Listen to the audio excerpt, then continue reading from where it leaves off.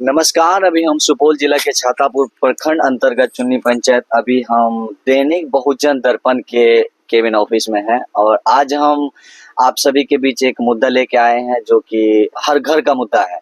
और मुद्दा ये है कि हर घर में जो सामूहिक लोन लेता है महिला लोग, हमारे आंटी लोग, चाची लोग, मम्मी लोग, उस लोन के विषय में हम लोग बात करेंगे। तो आजकल क्या है ना, हर घर में कोई लोन वाला आता है ना, हर घर में लोन ले लेता है, लेकिन उसको कोई भी चीज मालूम नहीं होता लालू जी। तो सबसे पहले मुझे भी उतना मालूम नहीं है, तो हम सबसे पहले हम लालू जी से पूछेंगे कि लालू जी ये जो आंटी लोग जो लोन लेते हैं, तो ये बताइए कि आरबीआई के गाइडलाइंस क्या है। देखिए, ये जो समूह लोन है, समूह लोन आजकल जो है हर गांव में जो है, और यूं कहिए कि हर घर में ले लिया है आदमी। और कहीं ना कहीं जो है हमारे देश जो है आर्थिक गुलाम के एक किनारे में खड़ा है, और यूं कहिए कि आर्थिक गुलाम हो भी चुका है, मानसिक गुलाम हो चुका है।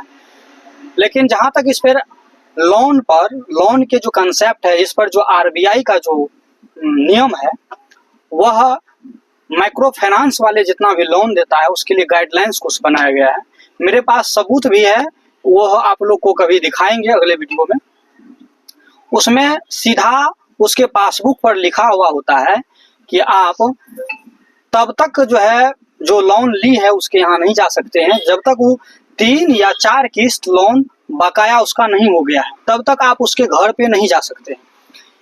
लेकिन होता अभी क्या है, आप पहला किस्त नहीं दिए तो पूरा जो है उसका आदमी, जो माइक्रो फाइनेंस का आदमी है, अपने आप को वह मैनेजर बोलता है। हम कई मैनेजर से मिले हैं जो अपने आप को मैनेजर कहते हैं। उनको बोलते हैं आप अपना आईडी दिखाइए, अगर आप ब्रांच का मैनेजर है तो आप अपना आईडी दिखाइए। हम देखते हैं 10-10 बजे 12 बजे रात को जो है लोन रिकवरी के नाम पर पहुंच जाता है गांव में महिलाओं के यहाँ। इस पे हमें लेकिन रोकेंगे हाँ, कि आरबीआई गाइडलाइंस के अधीन क्या रात में लोन वाले को आना है? आप अगर बड़े बड़े बैंक से करोड़ों रुपया लोन लेते हैं, लाखों रुपया लोन लेते हैं, फिर भी कोई बैंककर्मी आपके यहाँ 4 बजे के बाद रिकवरी के लिए नहीं आते हैं।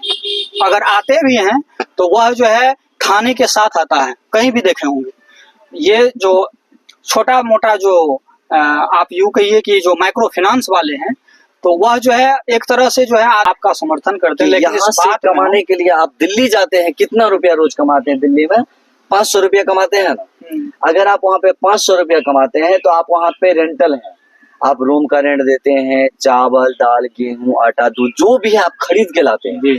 और यहाँ पे भी जैसे आप तो क्षेत्र में रहते हैं, यहाँ पे मजदूर जो जाता है काम करने के लिए कितना रुपया रोज मिलता है, आप सही बताइए। यहाँ पे अभी 300 रुपया शायद चल रहा है, 400 चलता है ना गाँव में। जी सारे मान के चलिए, आप ही के हम बात को सपोज हम आगे रखते हैं तो 300 रुपया मान के चलिए, तो 300 रुपया में खाना भी देता है 2 टाइम का। जी खाना देता है, चाय देता है। 2 टाइम का खाना देता है लालू जी, और उसके बाद आप 300 रुपया कमा के लाते हैं। तो हम लोग जो बात कर रहे हैं वो कर रहे हैं ग्रुप लोन के मतलब, तो यही से हो जाता है, आर्थिक से ही वही से रिलेटेड हम लोग लोन लेते हैं। और यही सबसे बड़ा कमियां होता है कि हम लोग सोचते नहीं है, तो हम लोग मानसिक विकलांग हो गए, और फिर सोचते नहीं है, डायरेक्ट आया कोई देने के लिए लोन, हम लोन लेते हैं, तो वो हमारे एक आर्थिक कमजोरी कहिए, आर्थिक विकलांग ऐसे हो गया कि अब मान के चलिए 30,000 का जरूरत था, और जरूरत जिसको नहीं भी होता है उतना वो भी ले लेता है। और आप 30,000 लिए, 50,000 लिए, लेकिन भर कितना रहे, उसका 2 गुना भर रहे हैं। तो एक यही हो गया कि आप जो है आर्थिक गुलाम ऐसे हो गए कि आप 50,000 रुपया लिए, लेकिन दे कितना रहे, 1 लाख रुपया दे रहे हैं। तो आपका जो है ना स्थिति गड़बड़ होता ही रहेगा। आप भी देख लीजिएगा, आप दर्शक हैं, अगर आपके यहाँ कोई आदमी 4 गो लोन लिया होगा तो 5वां लोन उसको लेना ही पड़ेगा, 6ठा लेना ही पड़ेगा। इसी तरह वह इस कुचक्र में फंस जाता है और आए दिन जो है आत्महत्या कर रही है। अभी रानीगंज का एक मामला आया है कि वो लेडी जो है आत्महत्या कर ली। तो इसका कौन है जिम्मेदार? इसका जिम्मेदार कहीं ना कहीं ये समाज ही है, आप ही हैं, क्योंकि आप जागरूक नहीं है, और जिसके कारण जो है आप दूसरे का टेंशन अपने सर पे लेते हैं, और जिसके कारण आप जो है खुद आत्महत्या कर लेते हैं। तो किसी का टेंशन, लोन लिए है ना, आप अपने काम करने के लिए लिए हैं, आप उसका ब्याज भर रहे हैं, तो उसको देने का कोई जरूरत नहीं है। अगर कोई आपको बोल रहा है तो उसको समझा दीजिए हिंदी में कि आरबीआई का ऐसा कोई नियम नहीं है कि आज ही जमा करना पड़ेगा। जब आपको होगा 5 साल में होगा, 5 साल में आप दीजिए, उसको ब्याज के साथ दीजिएगा ना। इसलिए हड़बड़ाने का कोई जरूरत नहीं है, जब पैसा होगा तब आप जमा कीजिए।